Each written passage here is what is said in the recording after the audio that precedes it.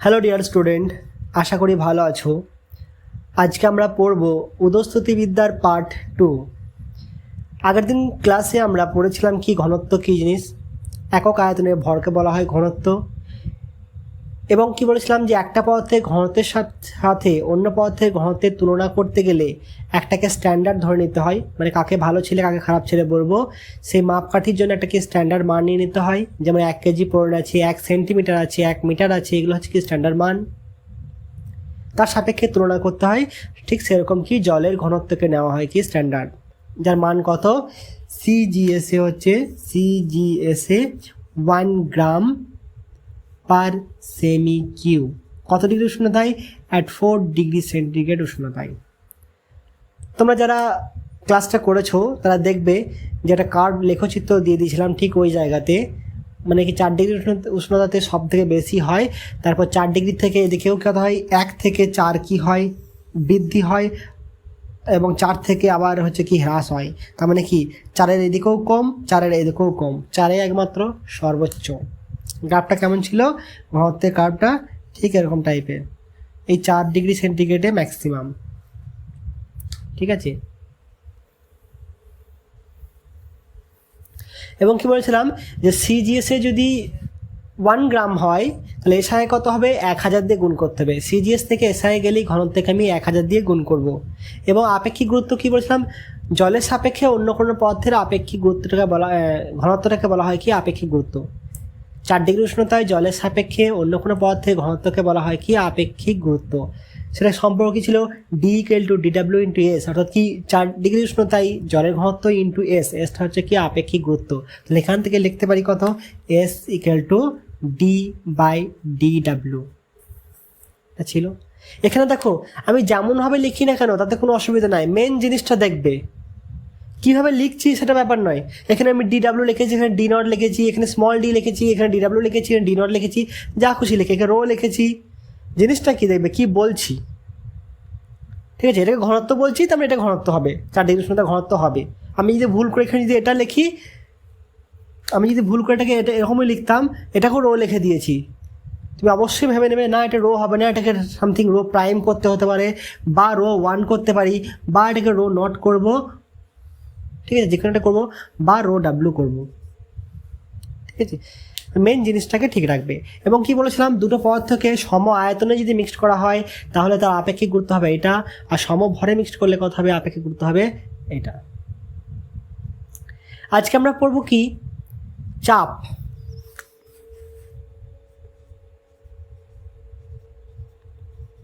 Pressure বা চাপ। আমরা তোমাদের খুব চাপ দিচ্ছি না, চাপটা কি বলবো? দেখো, যখন তোমরা ক্লাস 1-এ পড়তে তখন সেই বইটাকে পড়তে অনেক চাপ লাগতো, এখন ক্লাস 11-এ পড়ছো, এখন তোমাদের এই বইটা অনেকটা চাপের ব্যাপার হয়ে যাচ্ছে। আবার যদি গ্র্যাজুয়েশনে পড়ো তো এই বইটাকে মনে হবে একটাই বই, এটা কোনো চাপই নয়।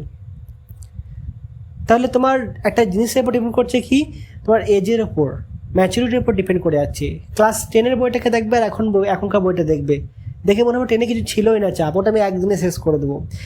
চাপ এখানে হচ্ছে কি, চাপটা হচ্ছে একটা ক্ষেত্রফলের উপর নির্ভর করবে। ধরে নাও এই একটা ক্ষেত্রফলের উপর আমি বল প্রয়োগ করছি, এ বল প্রয়োগ করছি এ ক্ষেত্রফলের উপর, তাহলে এ ক্ষেত্রফলে প্রযুক্ত বল কত হবে? এ ক্ষেত্রফলে প্রযুক্ত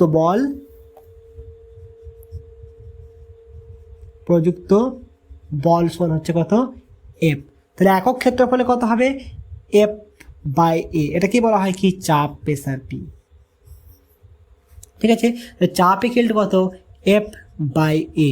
যদি এ ইকুয়াল টু 1 হয় তাহলে কি বলবো? একক ক্ষেত্রফলে প্রযুক্ত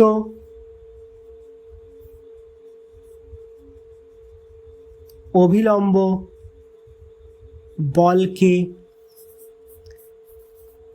বলা হয় চাপ। একটা কন্ডিশন কি লাগলো? অভিলম্ব। তার মানে কি, এই তলের উপর লম্বভাবে যে বলটা প্রযুক্ত হবে সেটাকেই নেব। যদি অ্যাঙ্গেল করে পড়ে তাহলে সেক্ষেত্রে আমাকে উপাংশ নিতে হবে।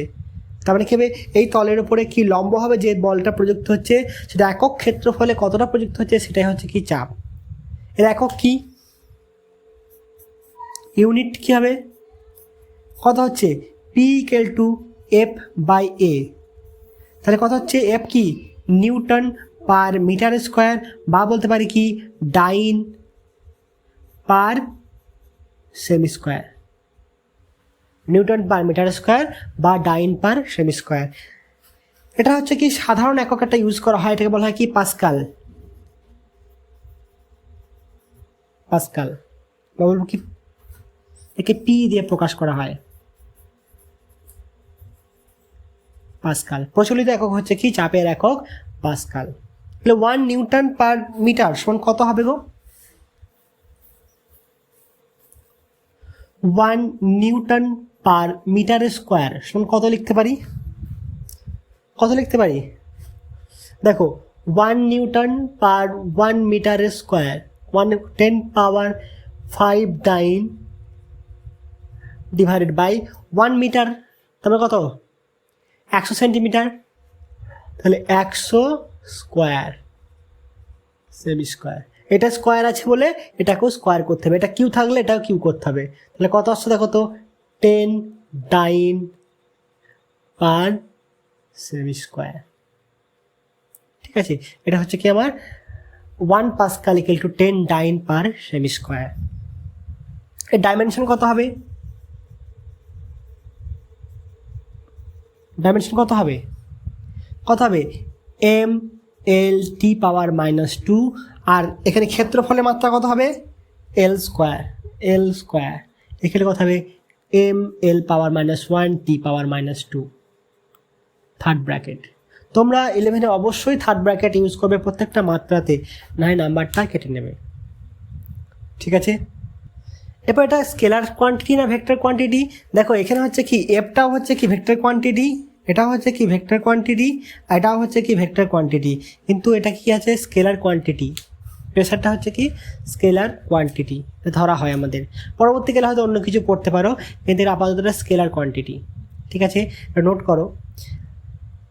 এরপর দেখো তরলের মধ্যে যদি থাকা হয় আমরা পড়ছি কি প্রবাহী, অর্থাৎ যে জিনিসটা প্রবাহিত হতে পারে।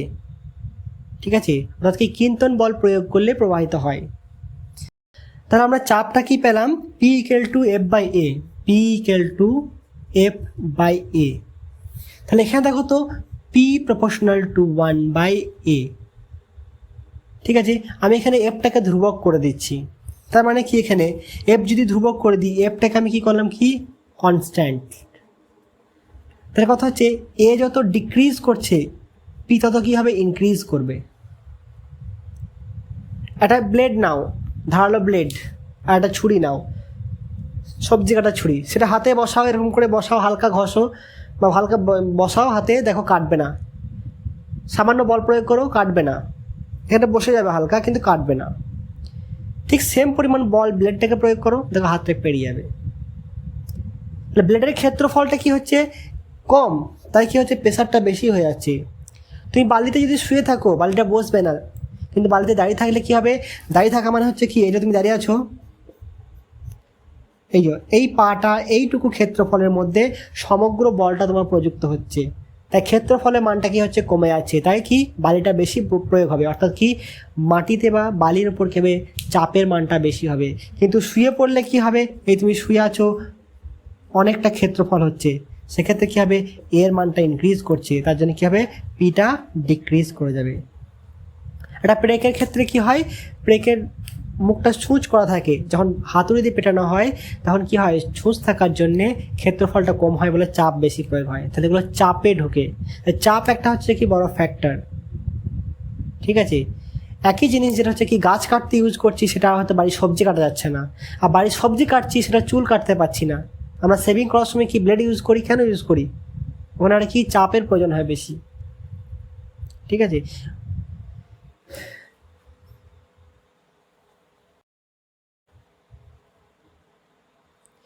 এরপর দেখো প্রেশার অ্যান্ড থ্রাস্ট। থ্রাস্ট বলতে কি ঘাত, আমরা ওখানে বল বলছিলাম, এখন তরলের ক্ষেত্রে চলে আসবো কি ঘাত। আমরা পড়ছি কি প্রবাহী অর্থাৎ ফ্লুইড, যাদেরকে কিন্তন বল প্রয়োগ করলে প্রবাহিত হয়। কিন্তন বল বলতে কি স্পর্শকীয় বল, বা যারা কিন্তন প্রেরণ সহ্য করতে পারে না। তাহলে আমরা পড়ি তরলের চাপ ওই চাপটাও পড়লাম, এটাও চাপ। এবার কি চাপ, ধরে নাও একটা কন্টেনার আছে, এই কন্টেনারে কিছু পরিমাণ তরল আছে, ঠিক আছে। এখানে কোনো একটা বিন্দুতে আমি চাপ নির্ণয় করব। চাপটা দেবে কে, যখন আমি চাপ বলছি পি, তখন আসছে কত, F/A, একটা বল থেকে যাচ্ছে। আমরা জানি কি এই এফ বলটা অনেক সময় কি হয়, F = লিখবো কি মেকানিক্সে MA লিখবো, কোনো সময় কত লিখবো mg লিখবো। এই দুটোই তো বল, কোনো বস্তু দ্বারা বল প্রয়োগ করা মানে হচ্ছে MA বা mg। তাহলে এখানে দুটোর মধ্যে একটা হবে। তো যখন আরেকটা কি আসছে, ক্ষেত্রফল আসছে A। আর তরলের মধ্যে চাপ বলতে কি, তরলের মধ্যে যে কোনো একটা বিন্দু নিলাম, এই একটা বিন্দু নিলাম, এই বিন্দুকে ঘিরে কি করলাম, একটা একক একটা ক্ষেত্রফল মানে A ক্ষেত্রফল কল্পনা করলাম। তাহলে এই একটা বিন্দু ঘিরে, এই বিন্দু একটা বিন্দু ঘিরে এই ক্ষেত্রফল কল্পনা করলাম। এই ক্ষেত্রফলের মান হচ্ছে কত, A।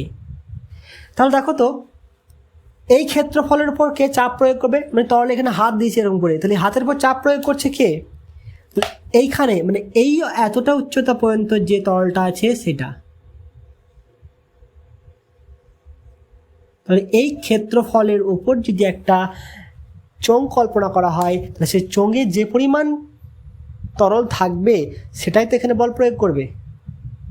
এবং বলটা প্রয়োগ করছে কোন দিকে, নিচের দিকে বল প্রয়োগ করছে লম্বভাবে। দেখো এই পাশের তরলটা কি কোন দিকে আমার হাতে বল প্রয়োগ করতে পারছে কি, পাশের তরলটা পাশে বল প্রয়োগ করছে। তাহলে হাতে সোজা করে যদি থাকে তরলটা, তাহলে হাতের তলে আমাকে বল প্রয়োগ করবে। যদি পাশে হয়ে যায় তাহলে আমার হাতের সাথে কোনো সম্পর্ক নাই, বা আমি যে ক্ষেত্রফলটা কল্পনা করেছি সেই ক্ষেত্রফলের সাথে কোনো সম্পর্ক নাই। তাহলে এখানকার যে তরলটা ছিল সেই তরলটা সোজা নিচের দিকে কাজ করছে, তাহলে এই ক্ষেত্রফলের সাথে কি কোনো সম্পর্ক নেই। শুধুমাত্র সম্পর্ক হচ্ছে কোনটা, এই চোঙের যে পরিমাণ তরল অবস্থিত।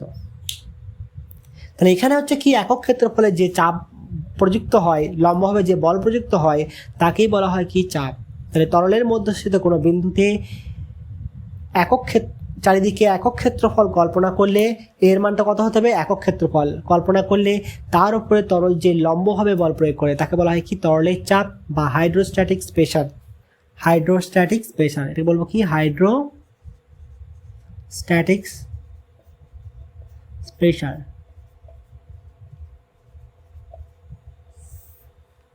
ঠিক আছে, সংজ্ঞাটা কি বললাম, তরলের মধ্যস্থিত কোনো বিন্দুতে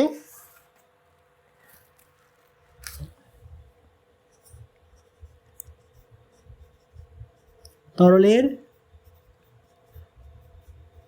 মধ্যস্থিত কোনো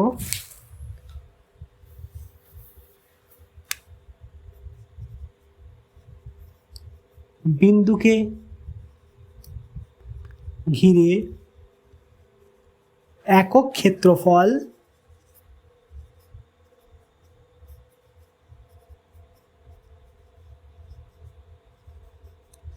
কল্পনা করলে তরল ওই ক্ষেত্রফলে, ওই একক ক্ষেত্রফলে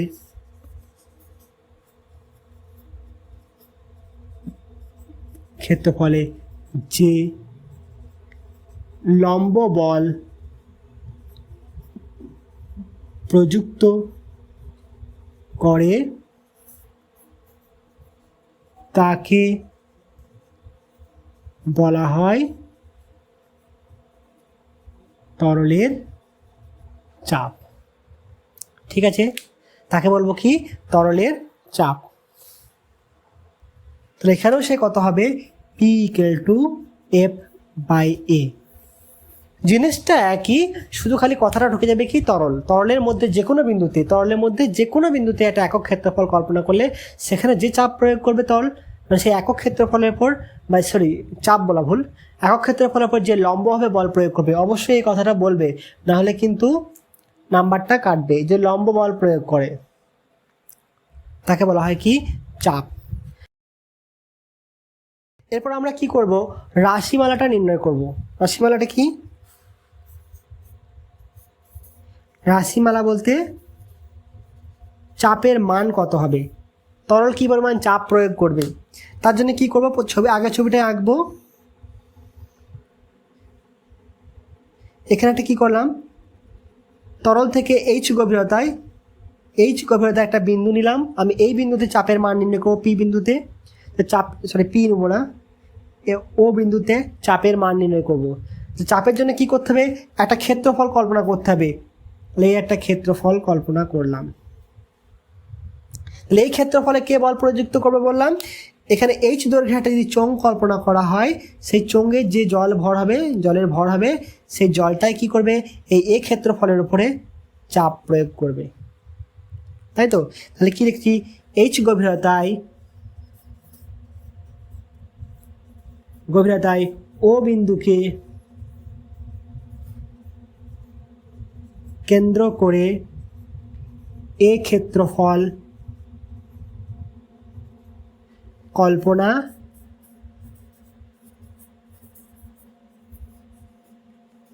করা হলো। তাহলে ওই ক্ষেত্রফলে অর্থাৎ কি এ ক্ষেত্রফলে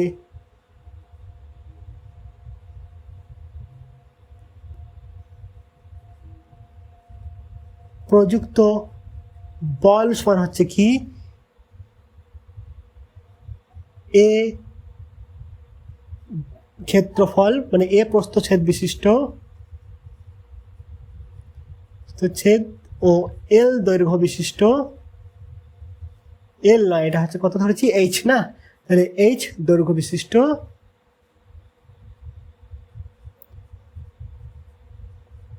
চোঙের জলের ওজন। তাহলে এখানে কি করবে, এই চোঙের জলের ওজনটা কি করবে, এই ক্ষেত্রফলে চাপ প্রয়োগ করবে। তাহলে আমরা জানি কি এফ ইকুয়াল টু তাহলে কত হলো, চোঙের ওজন সমান কত এম ইন্টু জি ভর, তাই তো, বা ভর সমান কত আমরা দেখো রো ইকুয়াল টু কত হয় এম বাই ভি, তাহলে কত হবে ঘনত্ব, এম ইকুয়াল টু কত হবে ভি ইন্টু রো, আয়তন ইন্টু ঘনত্ব সমান কত হবে আয়তন ইন্টু ঘনত্ব ইন্টু জি। তাহলে আয়তন কত হবে, এর ক্ষেত্রফল দিয়ে বলে দিয়েছে কত হয় পাই আর স্কোয়ার এইচ হয় তো, তাহলে পাই আর স্কোয়ার সমান কত এ, তাহলে এ ইন্টু এইচ হচ্ছে কি আয়তন, তাহলে এ ইন্টু এইচ হচ্ছে আয়তন, এখানে কত ঘনত্ব কত ধরলাম, তরলের ঘনত্ব হচ্ছে রো ইন্টু জি, যেখানে হচ্ছে কি রো হচ্ছে কি তরলের ঘনত্ব,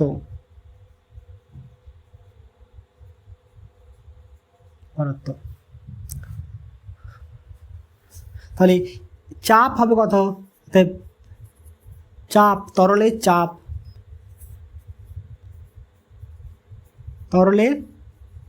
চাপ সমান এফ বাই এ সমান কত আসবে A H rho G by A সমান কত হবে এইচ রো জি। এটা হচ্ছে কি তরলের চাপের মান, বা এটা হচ্ছে কি হাইড্রোস্ট্যাটিক প্রেসার। এই চাপের রাশিমালাটা প্রায় নির্ণয় করতে দেওয়া হয়। এরপর দেখো তাহলে কি চাপটা কি হলো প্রপোর্শনাল টু এইচ, মানে উচ্চতার উপর নির্ভরশীল।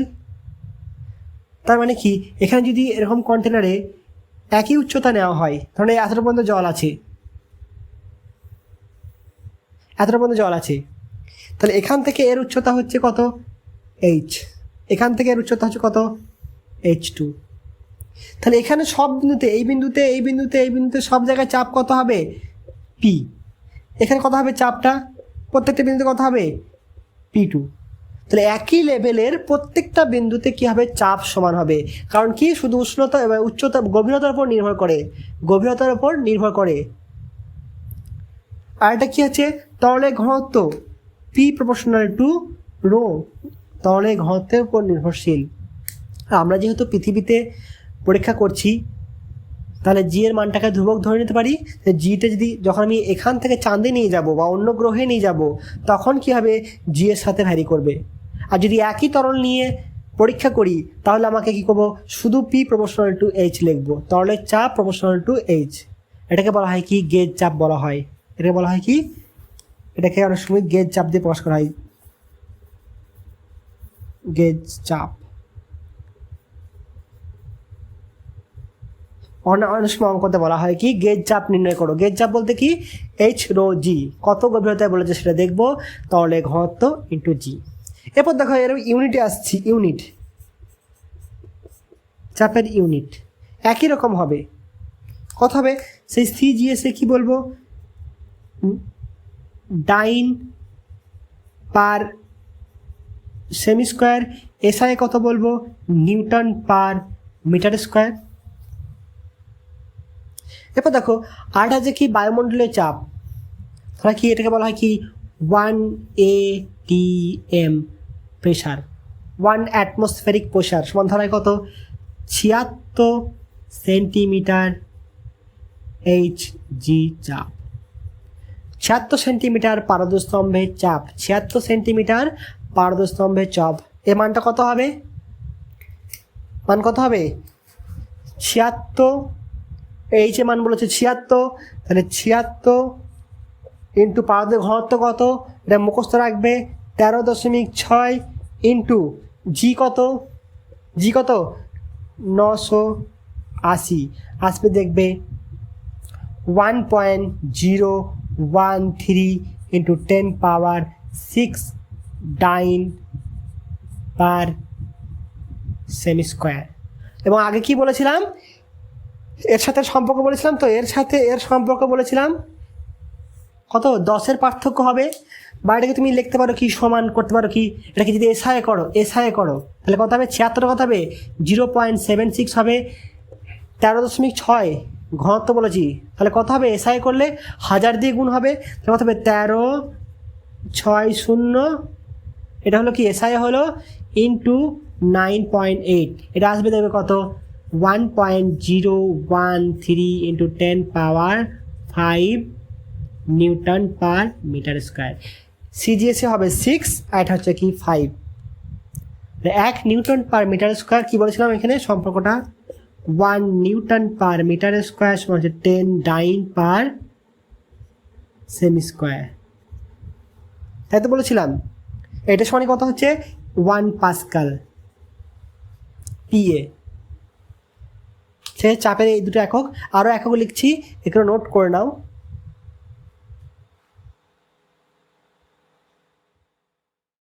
আরও একক কি আছে 1 টর, TOR, আর টর দিয়ে প্রকাশ করা, ঠিক আছে, TOR টর সমান কত 1 মিলিমিটার HG চাপ, সেটা কত হবে 0.001, আমি এসআই করছি মিটার ইন্টু 13.620 ইন্টু 9.8, এটা কিসে করলাম এসআই।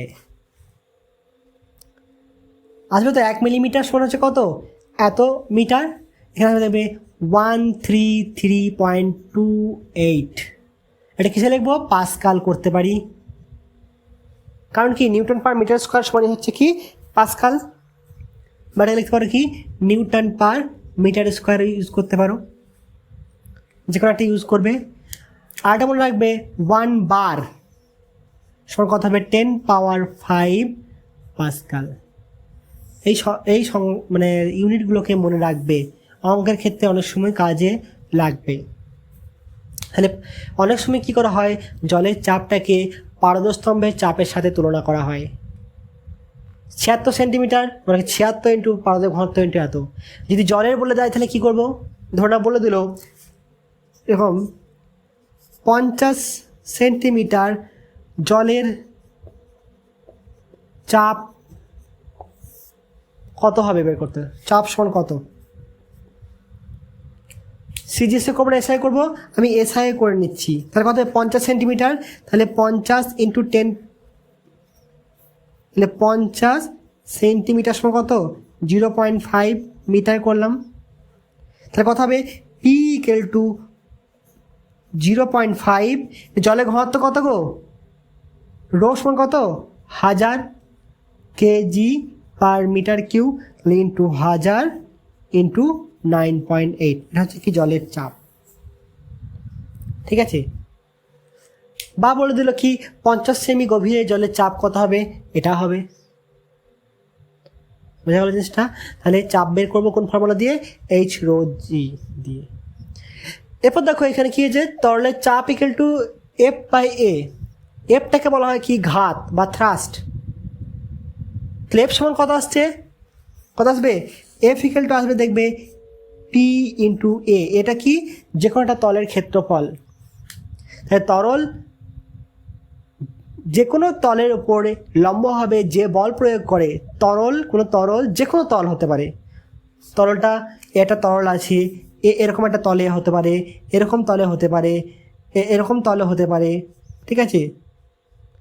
এই তলের উপর যে চাপ প্রয়োগ করে, চাপটা কেমন হবে, সরি যে বল প্রয়োগ করে তাকে বলা হয় কি থ্রাস্ট।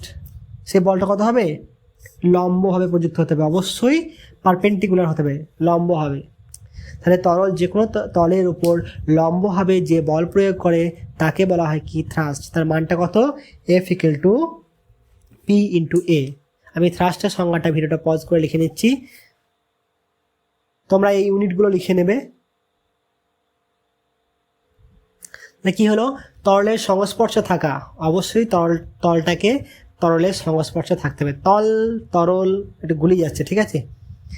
তলটা তরলের সংস্পর্শে থাকতে হবে। যদি সংস্পর্শে না থাকে, ওইখানে ওই দূরে রাখা আছে কত জলের বালতি রাখা আছে, সে আমার উপর যা বল প্রয়োগ করবে বা আমার বোর্ডের উপর বল প্রয়োগ করবে কি না, সে বালতিতে যে তরলটা আছে তার উপর বল প্রয়োগ করবে। তাহলে কথা হচ্ছে ঘাত ইকুয়াল টু ঘাত, এফ ইকুয়াল টু কত হবে, চাপ ইন্টু ক্ষেত্রফল এ। যদি এখানে নেওয়া হয়, এখানে যদি এ ক্ষেত্রফল কল্পনা করা হয়, এ ক্ষেত্রফল কল্পনা করা হলো এ, সরি ক্ষেত্রফলটা এইভাবে কল্পনা করো, এইভাবে কল্পনা করলাম এ, কত গভীরতায়, এইচ গভীরতায় কল্পনা করলাম। তাহলে এখানে ঘাত কত হবে, ঘাত সমান কত লিখবো, এফ সরি ঘাত সমান এফ সমান কথা হচ্ছে পি ইন্টু এ। পি সমান কত, এইচ রো জি ইন্টু এ। এটা হচ্ছে কি তরলের ঘাতের মান হবে এত গভীরতায়, শুধু তরল দ্বারা প্রযুক্ত ঘাত। এরপর খেয়াল রাখবে, যদি তোমাকে বলে দিল একটা কন্টেনারে জল আছে, ঠিক আছে, এতটা জল আছে, তাহলে এখান থেকে বলে দিল কি এইচ গভীরতায় এই বিন্দুতে মোট চাপ কত, মোট চাপ। তাহলে একটা কথা হলো কি গেজ চাপ, গেজ চাপ আর একটা মোট চাপ। গেজ চাপ কি বললাম, যে এখানে যে তরল যে বল প্রয়োগ করছে সেটা হচ্ছে কি গেজ চাপ, সেটা কথা হবে এইচ রো জি।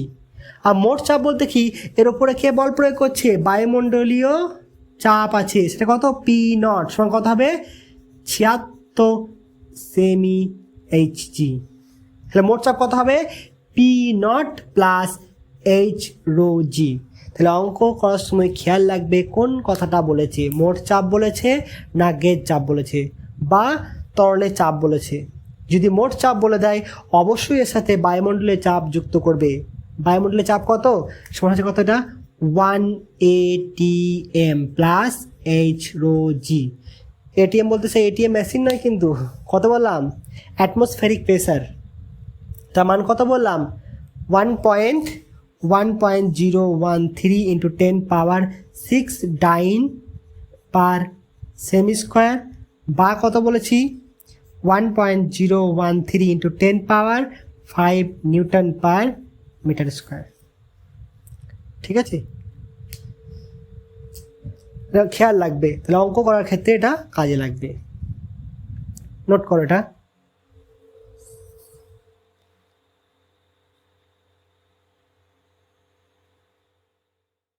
এরপর দেখো, স্থির তরলের মধ্যস্থিত কোনো একটা বিন্দু নেওয়া হলো, ধরো এটা একটা স্থির তরল, আমরা কিন্তু সবগুলোই স্থির তরলে বিবেচনা করছি। গেজ চাপ বা হাইড্রোস্ট্যাটিক প্রেসার যেগুলো আমরা বিবেচনা করছি সবগুলো হচ্ছে কি স্থির চাপ, মানে স্থির তরল।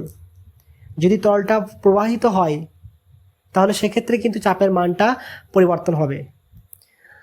ধরো এটা কন্টেনারে তরল নিয়েছি, সেই তরলে একটা বিন্দু যদি নেওয়া হয়, এই বিন্দু, তাহলে এই বিন্দুতে চাপ কত হবে, এইচ মানে কি হতো, পি প্রপোর্শনাল টু এইচ, গভীরতার সাথে সমানুপাতিক।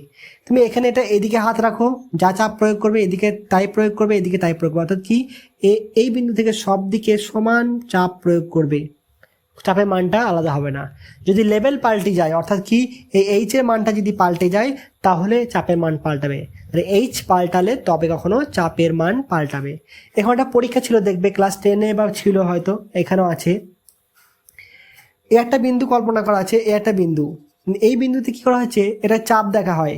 যদি চাপটা কমে যায় তরলটা এদিকে আসবে, চাপটা বাড়লে তরলটা এদিকে চলে যাবে। তাহলে এই বিন্দুটা ধরুন এই একটা বিন্দু আছে, কি এর ডগে ঠিক বিন্দু আছে, এই মাথাটা এরকম, ঠিক এরকম জায়গায় লাগালাম। তার মানে কি এর যে ক্ষেত্রফলটা আছে, এই যে ক্ষেত্রফল আছে সেই ক্ষেত্রফলটা দেখাচ্ছি ভালো করে। এই একটা হাতের এখানে একটা বিন্দু আছে, এই একটা বিন্দু আছে। তাহলে এরকম কি করছি যে এই ক্ষেত্রফলটা মানে এই অংশটাকে আমি এরকম লাগালাম, একই লেভেলে, গভীরতা পরিবর্তন হবে না। চাপ যা হবে এইটাকে যদি আমি ঠিক এরকমভাবে সেট করতাম, এরকমভাবে সেট করতাম, তাও চাপ একই হতো। এটাকে যদি আমি এইভাবে সেট করতাম,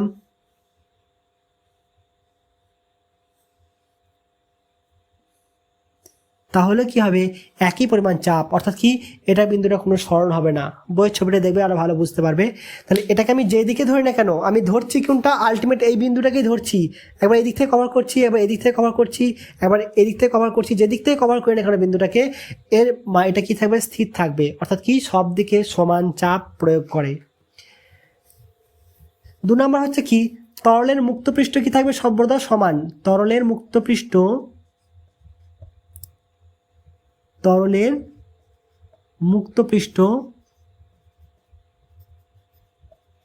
আনুভূমিক থাকবে।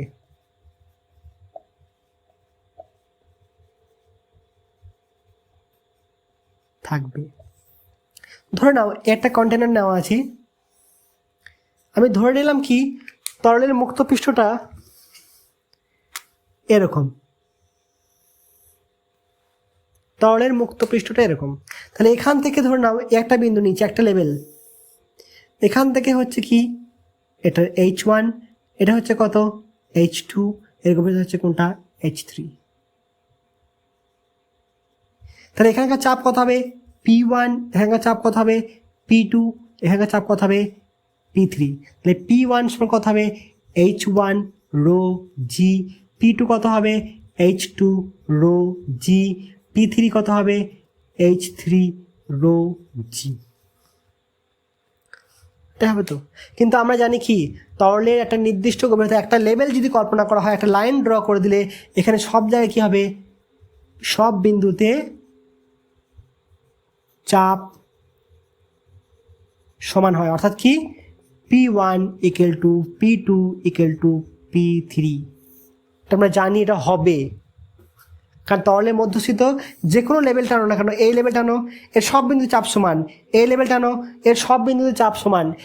এই লেভেলটা কেমন, এই দাগটা কেমন, এই ভূমির সাথে সমান্তরাল। যদি এরকম টেনে দাও তাহলে এখানে চাপ সমান হবে কি, এখানে চাপ সব বিন্দুতে সমান হবে না, কারণ বিভিন্ন বিন্দু কি আছে, বিভিন্ন গভীরতায় আছে।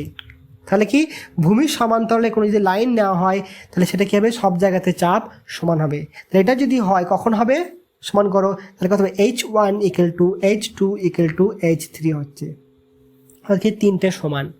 তা তিনটে সমান হবে কখন, এই যদি H1 equal to H2 equal to যদি H3 হয় তাহলে লেভেলটা এরকম হবে না, লেভেলটা হবে কেমন, এরকম হবে।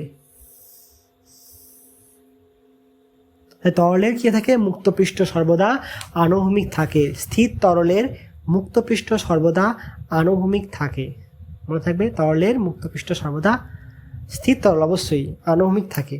যদি তুমি এরকম বিভিন্ন কন্টেনার নাও, ধরুন এই একটা নিয়েছো মোটা, তোরা যে এই একটা এরকম নিয়েছো, আর একটা নিচে এরকম, দেখেই ভয় খেয়ে যাবে এমন নিচ্ছি আমি, ঠিক আছে। এরকম যদি নেওয়া হয়, এখানে যদি জল ঢালা হয় তাহলে কি দেখবে যে সমস্ত জল হচ্ছে কি একই লেভেলে আছে, সমস্ত জল হচ্ছে কি একই লেভেলে থাকবে। এমন নয় যে এটাতে বেশি উঠবে, এটা আয়তন বেশি বলে কম হবে বা বেশি হবে, এটা কম বলে কম হবে বা বেশি হবে, সেরকম কিছু নয়। সব জায়গাতে কি থাকবে, সমান উচ্চতা থাকবে, ঠিক আছে। এগুলো আগে তোমরা পড়েছো, তাই নতুন করে বলার কিছু নেই। এরপর দেখো হাইড্রোস্ট্যাটিক্স প্যারাডক্স বা উদস্থৈতিক কূট। তিনটে পাত্র নেওয়া হয়েছে, যা তিনটে পাত্রের ভূমির ক্ষেত্রফল হচ্ছে একই। এই তিনটে মানে এর ভূমির ক্ষেত্রফল এ, এর ভূমির ক্ষেত্রফল এ, এর ভূমির ক্ষেত্রফল এ। এখানে একই পরিমাণ তরল নেওয়া হয়েছে, এর উচ্চতাও এইচ, এর উচ্চতাও এইচ, এর উচ্চতাও এইচ। তাহলে এই ক্ষেত্রফলের উপর ঘাত কার বেশি? প্রথমে বলো তো কোনটাতে তরলের পরিমাণ বেশি আছে। দেখো আমি ধরছি কি W1 হচ্ছে কি প্রথম পাত্রে তরলের ওজন, এই ওজনটাই তো ঘাত প্রযুক্ত করবে। আর W2 হচ্ছে কি দ্বিতীয় পাত্রে তরলের ওজন। আর W3 ধরলাম কি তৃতীয় পাত্রের তরলের ওজন। তাহলে এখানের মধ্যে কে বেশি কে কম? তাহলে এখানে লিখতে পারি তো W2 greater than W1 greater than W3। সব থেকে বেশি জল আছে কোথায়? তরল আছে এটাতে, তারপর এটাতে, তারপর এটাতে। কি করে বেশি বলছি দেখো, এর ক্ষেত্রফলের সমান করে নিচ্ছি। তাহলে এটাকে যেরকম লাইন টানা হয় সোজা, তাহলে কি হচ্ছে এতটা পরিমাণ তরল কি আছে এক্সট্রা আছে, কারণ সবারই উচ্চতা কি সমান। এখানে কি আছে দেখো তো, এখানে আছে কি এতটা পরিমাণ তরল কি আছে কম আছে। তাহলে এখানে কম আছে এখানে বেশি আছে এর সাপেক্ষে, তো সব থেকে বেশি কার? এর, তারপরে এর, তারপরে এর। তাহলে প্রযুক্ত ঘাত কার সব থেকে বেশি হবে? প্রযুক্ত ঘাত, তাহলে প্রযুক্ত ঘাত কোথাকার? ভূমির ওপর। তাহলে ভূমির ওপর পাত্রের ভূমির উপর প্রযুক্ত ঘাত কোন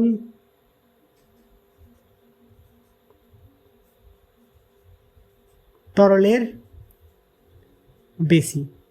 বলো তো, আমি যদি তোমাদের মতো করেই ভাবি তাহলে এটা বা কি হবে অ্যান্সারটা, যে এর ঘাত সব থেকে বেশি, যেহেতু ওজন বেশি তাহলে কথা হবে এটার এর ঘাত হচ্ছে কত? F1 হচ্ছে, তাহলে F2 গ্রেটার দেন কত হবে? F1 greater than F3। ঠিক আছে, এর হচ্ছে কত? F1 ঘাত, এর হচ্ছে কত? F2 ঘাত, এর হচ্ছে কত? F3 ঘাত। যার ওজন বেশি তার ঘাত বেশি, এটা হচ্ছে কি আমাদের জেনারেল নিয়মে এটার ঘাত বেশি হবে, তাই থাক। ওদের সাথে কুট কি বলছে যে এর পাত্রের আকারের উপর নির্ভর করে না, এর পাত্রের আকারের উপর নির্ভর করবে না কার ঘাত বেশি কার ঘাত কম। এখানে হচ্ছে কি ক্ষেত্রফল, কারণ কি এদের উচ্চতা কত? এইচ, তাহলে এইচ কত হচ্ছে? চাপ কত হচ্ছে? P = H ρ G। সবারই ক্ষেত্রে চাপ কত হবে? H ρ G। তাহলে ঘাত কত হচ্ছে? F = P × A। তাহলে কথা হচ্ছে তাহলে H ρ G × A। তাহলে সবারই ক্ষেত্রে কি চাপের মানটা কি হচ্ছে? একই হবে, ঘাতের মানটা একই হবে। কারণ কত? P = H ρ G, এর ক্ষেত্রেও এখানে H ρ G, এক্ষেত্রেও H ρ G, এক্ষেত্রে H ρ G। কারণ H গভীরতা তো তাহলে চাপ কত হয়? H ρ G। এবার যদি এটা ভাবো, অন্যভাবে ভাবো, তাহলে কেমন হবে সেটা দেখো। এরপর কি এটাকে ব্যাখ্যা করার জন্য কোনটা বেশি কোনটা কম হবে বা সমান হবে দেখার জন্য কি করব, আমরা আবার নিউটনকে ইন্ট্রোডিউস করি। নিউটনে কি জানি আমরা? Action = reaction. কি হয়? অ্যাকশন = রিয়াকশন, ক্রিয়া এবং প্রতিক্রিয়া। তাহলে কি বলেছিলাম? তরলের ঘাত যখন থ্রাস্ট এর সংজ্ঞা লিখেছিলাম তখন কি লিখেছিলাম? তরলের সংস্পর্শে থাকা যে কোনো তলের উপর তরল কী করে? লম্বভাবে বল প্রয়োগ করে। বলেছিলাম কি না? তরলের ঘাত বলতে কি সংস্পর্শে যে তলে থাকবে না কেন তার উপর তরল কী হবে? খোঁচা মারবে। কেমন হবে? লম্ব হবে। তাহলে এই তলের উপর কী করবে? তরল লম্বভাবে বল প্রয়োগ করছে, ঠিক আছে। তাহলে এর দিয়ে কী হবে? একটা প্রতিক্রিয়া বল আর কাজ করবে। তাহলে প্রতিক্রিয়া বলের কি হচ্ছে? এইদিকে উপাংশ কত হচ্ছে? এইদিকে কম্পোনেন্ট 0 হচ্ছে। এখানে দেখো তরল কী করবে? ঠিক এইদিকে লম্বভাবে বল প্রয়োগ করবে, আর তার প্রতিক্রিয়া বল কী হবে? আর। তরল এই তলের উপর কী করবে? লম্বভাবে বল প্রয়োগ করবে, তার প্রতিক্রিয়া বল কোনটা হবে? আর হবে। তাহলে এর দুটো উপাংশ থাকবে, একটা হচ্ছে কি আনুভূমিক উপাংশ H, আর হচ্ছে কি উল্লম্ব উপাংশ V। তাহলে দেখো এখানে যে পরিমাণ তরলটা এক্সট্রা ছিল সেই তরলের ওজনটাকে প্রতিনিধিত্ব করবে এই আনুভূমিক উপাংশ। এখানে কি যে পরিমাণ তরল এক্সট্রা ছিল সে যে চাপ প্রয়োগ করতো সেটাকে প্রতিনিধিত্ব করবে কে? ভি। তাহলে এখানে হচ্ছে কি তরলের ওজনটাকে কমিয়ে দিচ্ছে। তাহলে 2 নম্বর পাত্রের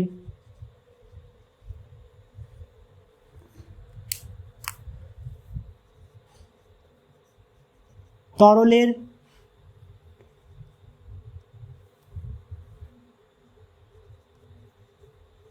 ঘাতের প্রতিক্রিয়া বলের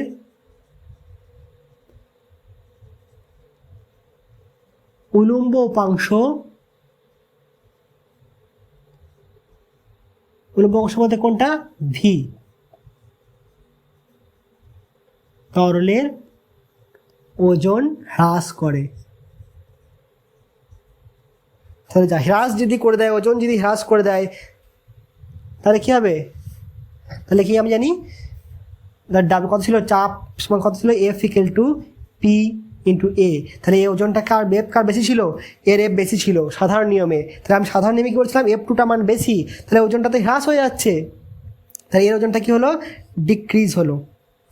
আর এর ওজনটা হচ্ছে কি? এফ ওয়ানটা হচ্ছে কি? নিউট্রাল, কোনো কিছু হবে না। এবার এফ থ্রি দেখো, এখানে কোন দিকে বল প্রয়োগ করবে? লম্ব বলতে কোনটা হয়? এইদিকে হয় লম্ব, এটা আর। তাহলে এইদিকে তরল বল প্রয়োগ করছে, এইদিকে প্রতিক্রিয়া বল হচ্ছে তার বিপরীত দিকে। তাহলে এখানে কি দুটো উপাংশ হবে? একটা হবে কি আনুভূমিক উপাংশ এইচ, আর এটা হচ্ছে কি উলম্ব উপাংশ ভি। তাহলে এখানে ভিটা কি করবে? বাড়িয়ে দিবে। তাহলে 3 নম্বর পাত্রে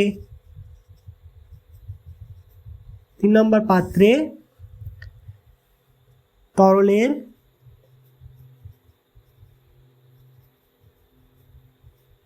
ঘাতের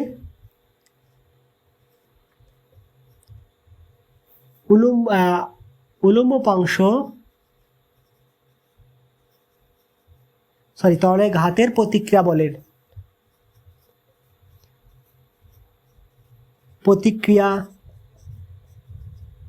বলের উলম্ব উপাংশ ভি তরলের ওজনকে বৃদ্ধি করবে। তাহলে ওজনকে বৃদ্ধি করলো মানে কি? একে ইনক্রিজ করে দিল।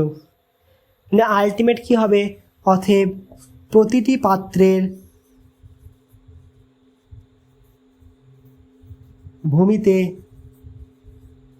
প্রযুক্ত ঘাত সমান হবে। তাহলে কি? পাত্রের আকার বা আয়তন, তরলের আয়তনের উপর নির্ভর করবে না, তরলে কি পরিমাণ জল আছে তার উপর নির্ভর করবে না, পাত্রটি আকার কেমন তার উপর নির্ভর করবে না। এই ঘটনাটিকে বলা হয় কি? উদস্থিতিক কূট। তাহলে কি লিখব?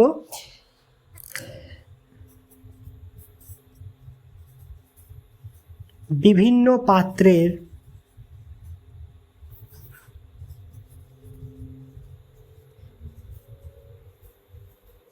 ভূমির ক্ষেত্রফল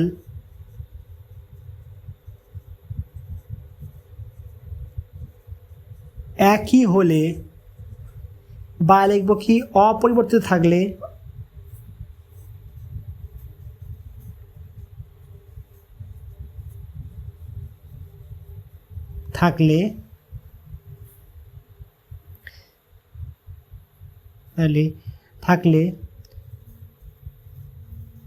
ভূমির উপর প্রযুক্ত ঘাত পাত্রের মধ্যে অবস্থিত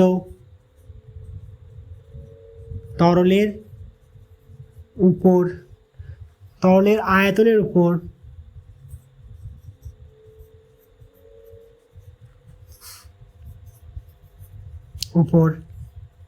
এবং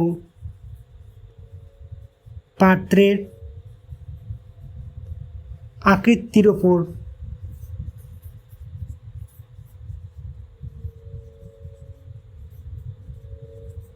নির্ভর করে না, পাত্রের আকৃতির উপর নির্ভর করে না। তাহলে কার উপর নির্ভর করে? এই ক্ষেত্রফলের উপর নির্ভর করে। তাহলে এখানে হচ্ছে কি বলবো, এখানে লিখে দিই এই ঘটনাটিকে বলা হয়, ঘটনাকে বলা হয় ঘোড়ার ডিম, তাই তো?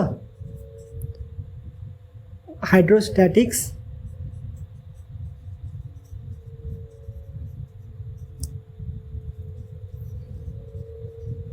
প্যারাডক্স। তাহলে এখান থেকে আমি কি পেলাম, যে এটা ভুল হবে। কোনটা? F1 = F2 = F3।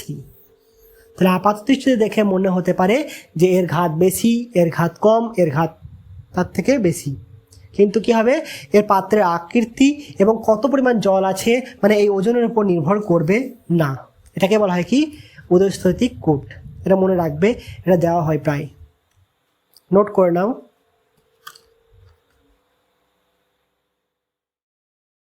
এরপর দেখো, তরলে খাড়াভাবে নিমজ্জিত। খাড়া বলতে কি সোজা ভার্টিক্যালি এরকম একটা প্লেন এরকম ডোবানো আছে, সেটা হচ্ছে কি খাড়াভাবে নিমজ্জিত কোনো তলের ওপর পার্শ্বঘাত। পার্শ্ব বলতে কি সাইডে, একটা তল নিমজ্জিত আছে, এরকম একটা তল নিমজ্জিত আছে, এর এদিকে বল প্রয়োগ করছে, এটা হচ্ছে সাইডে। আমরা এতক্ষণ যেটা কল্পনা করেছিলাম তরলে চাপ নির্ণয় করার সময়, তখন কল্পনা করেছিলাম তলটা এইভাবে, এখানে কি বল প্রয়োগ করছিল, ওজনটা কাজ করছিল, সেখান থেকে চাপ পেয়েছিলাম কত, H ρg। এরপর তলটাকে আমি কি এরকমভাবে কল্পনা করছি, তাহলে এর ওপর কত বল প্রযুক্ত হবে আমরা দেখব। পার্শ্বঘাত তরলের ক্ষেত্রে বলা হয় কি ঘাত বা থ্রাস্ট। ধরে নাও একটা কন্টেনার আছে,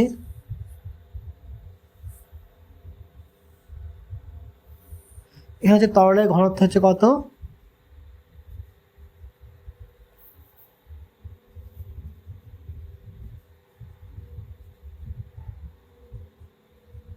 তরলের ঘনত্ব ρ। এখানে কি করলাম, একটা তলকে খাড়াভাবে নিমজ্জিত করছি, এটা হচ্ছে A B C D, যেখানে হচ্ছে কত AB সমান CD সমান হচ্ছে, ধরে নাও ওটা দেখার দরকার নেই, আমি শুধু দেবো কি AD সমান BC সমান হচ্ছে B, মানে এর দৈর্ঘ্য হচ্ছে কত B। এবার দেখো, যদি এখানে পর্যন্ত তরল থাকে, এতটা পর্যন্ত তরল থাকে, তাহলে কত, তরলের মুক্ত পৃষ্ঠ থেকে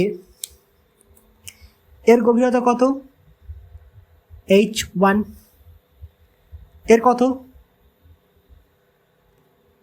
H2, তাহলে H1 minus H2 minus H1 কত হবে B। তাহলে আমি যদি ধরি H1কে সমান যদি H ধরি, তাহলে H2 কত হবে H প্লাস B। তাহলে এইটুকু গভীরতা যদি H হয়, তাহলে এটা কত হবে H প্লাস B। তাহলে মুক্তপৃষ্ঠ থেকে CD বাহুর, এখানে কি A B C D একটি তল, তাহলে CD বাহুর গভীরতা সমান H। তাহলে এখানে চাপ কত হবে গো, এখানে চাপ কত হবে H ρg। তাহলে CD এই তলের উপর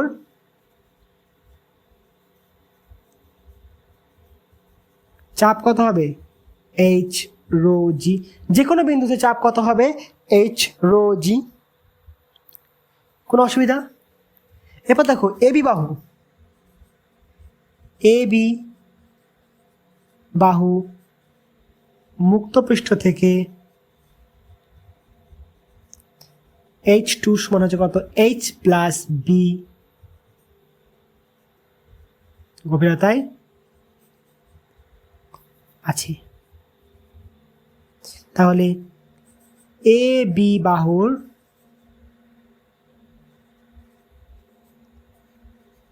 চাপ কত হবে H2 রো জি, মানে এজি বাহুর যে কোনো বিন্দুতে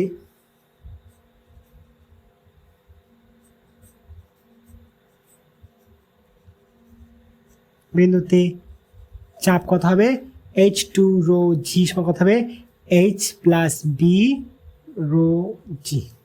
কোনো অসুবিধা? এখানে চাপ কত হবে H প্লাস বি রো জি। কারণ কি গভীরতা পাল্টে গেলে কী হবে, চাপের মানটাও পরিবর্তন হবে। এটা হচ্ছে H গভীরতায়, তাই কত হয়েছে H রো জি। এটা হচ্ছে কোনটায় H প্লাস বি গভীরতায়, তাই হচ্ছে H plus B H rho G. তাহলে এই তলটা বিভিন্ন বিন্দুতে দেখো এখানে চাপ একরকম, এই বিন্দুতে চাপ একরকম, এই বিন্দু চাপ একরকম, এই বিন্দু চাপ একরকম, এই বিন্দু চাপ একরকম। তাহলে এই তলের ক্ষেত্রফল যদি আমি যখন ঘাত বের করব, ঘাত সমান কত, ঘাত আমি বের করছি কি পার্শ্বঘাত সমান কত হয় এ ইন্টু চাপ। তাহলে এখানে কোন চাপটা নেবো, এটার একটা উচ্চতা H, এটা কত হচ্ছে H প্লাস বি, এর একটা উচ্চতা আছে। তাহলে বিভিন্ন পয়েন্টের বিভিন্ন উচ্চতা আছে, কোন উচ্চতা নেব বা কোন চাপ নেব, তাহলে এখানে চাপের মান কোনটা বসাবো, এটা বসাবো না এটা বসাবো। তাহলে এরকম কেস হলে কি করবো, আমরা গড় বের করব। অর্থাৎ গড় চাপ কত হবে,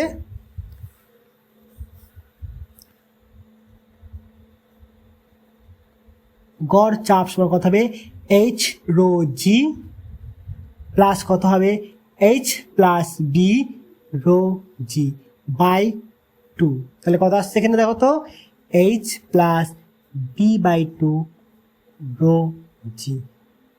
এটা হবে কি গড় চাপ, মানে ঠিক এই মিডল কোনো পয়েন্টে হচ্ছে চাপ কত হবে গড় চাপ। অতএব এ বি সি ডি তলের উপর পার্শ্বঘাত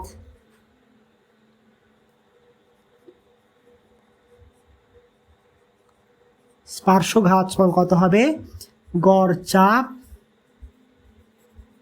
ইন্টু তলের ক্ষেত্রফল কত হবে H plus B by 2 rho G into ক্ষেত্রফলকে এ ধরলে এ, বা এটাকে আলফা ধরতে পারো, আলফা ধরলাম কারণ যেহেতু এ একটা পয়েন্ট ধরেছে। আলফা মানটা কত হবে, যদি ধরে নাও এটা বলা আছে কত, আমি এটাকে ধরেছি কোনটা বি, এটাকে বি ধরেছি, এটাকে যদি আমি এ ধরি তাহলে কত হবে alpha equal to A B. তাহলে এখানে পুট করতে পারো কি সমান H plus B by 2 rho G into A B. যদি এরকম হয় তাহলে এটা হচ্ছে কি এই তলের উপর খারাপভাবে নিমজ্জিত কোনো তলের ওপর প্রযুক্ত পার্শ্বঘাত, এর প্রয়োগ কোথায় আছে, কোথায় অ্যাপ্লাই করব, দেখবে যে ক্যানেল যেখানে থাকে, ক্যানেল জলের ক্যানেল, যেটা সেচ ব্যবস্থা যাদের মাঠে আছে দেখবে এরকম একটা লক গেট লাগানো থাকে, এরকম করে গেট লাগানো থাকে জল আটকানোর জন্যে। তাহলে যখন এরকম করে গেট লাগাচ্ছ, একটা ক্যানেল আছে, একটা ক্যানেল আছে, সেখানে এরকম করে গেট লাগাচ্ছ,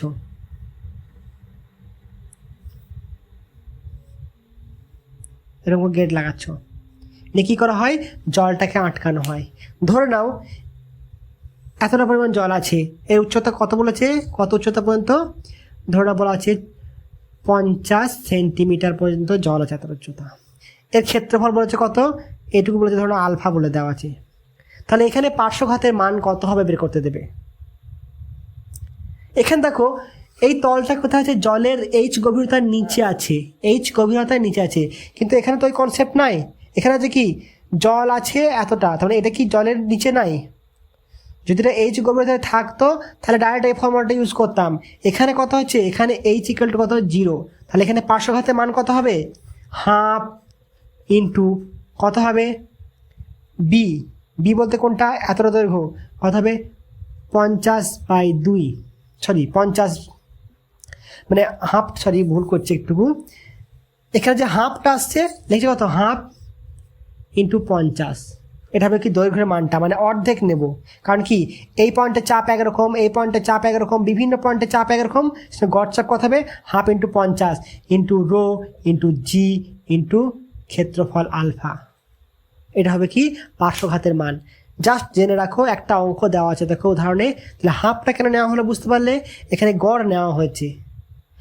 আর এখানে এইচটাকে 0 কেন করা হলো, কারণ এটা কি জলের তলায় ডুবে নেই, এটা কি জলের ওপর আছে, এরকম আছে, এতটা নিচে জল আছে।